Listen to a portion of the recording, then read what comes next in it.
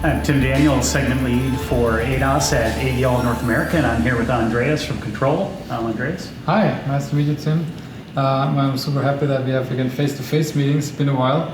I'm co-founder of Kontrol, and what we do is basically translating legislation into formal language. And that's why we started with an exchange with AVL quite a while ago. And I was enjoying the presentation from Tim because it's one of the few that highlight that legislation has an importance and what it actually means on the tech side. I think this is what we struggle a lot to see that, you also need a driver's license, how I like to call it, for the car.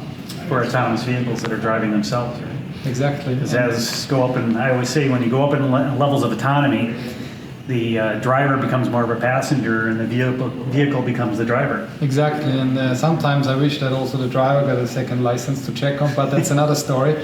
But yeah, exactly that, so that how do you validate the function is legally sound, especially in Europe, and that AVL cuts sort of that from North America to Europe was something interesting for me to see. Okay. Yeah, so I know we talked about this before, but your technology kind of goes on top of requirements for how the vehicle operates and brings in the legislation and the regulatory rules and helps to evaluate how the vehicle operates. Exactly. So we see that actually the first traffic law was written in Germany in 1934.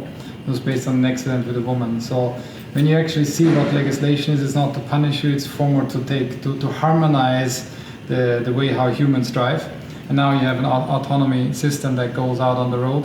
And so you can see a lot in legislation and even court rulings which we consider, how they parameterize and what is actually a safety factor, how the law sees it. And usually when you get to dig deep really into those topics, then you see what the law says is sort of quite sensible.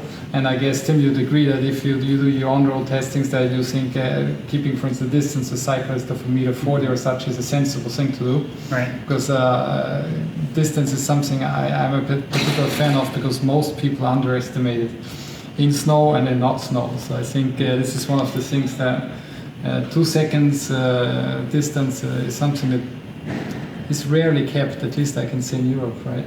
Correct, yeah. And we talked about autonomous vehicles have to obey traffic laws just like any other vehicle on the road. So I know in Michigan, when you see an emergency vehicle on the side of the road as a driver, you have to A, slow down, and B, if you can, move over a lane. Exactly. So an autonomous vehicle has to obey that same law and regulation. Exactly, and then comes actually the next challenge is that as a human you sort of peek over and say, I can pass. Mm-hmm. And how do you handle this as a basically an autonomous system? Because you would need to pre-program it to do something which in our sense is not lawful, right? Because you're actually not allowed to pass.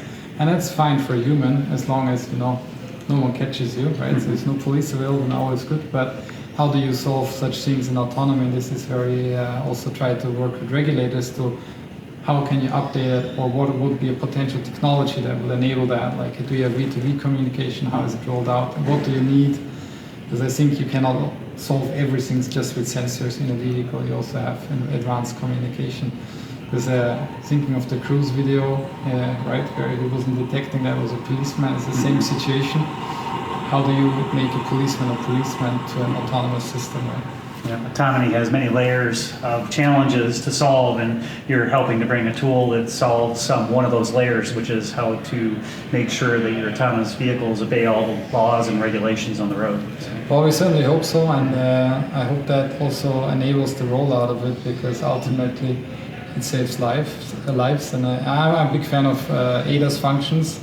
It has saved my life several times, when you do long drives, and so I hope we both succeed in rolling out more functions to more cars so we have a safer drive. All right. Well, thank you, Andreas. Thank you for your time. Thank you, too. Thanks for listening to Reimagine Mobility Podcast. If you like this episode, please subscribe and tell a friend.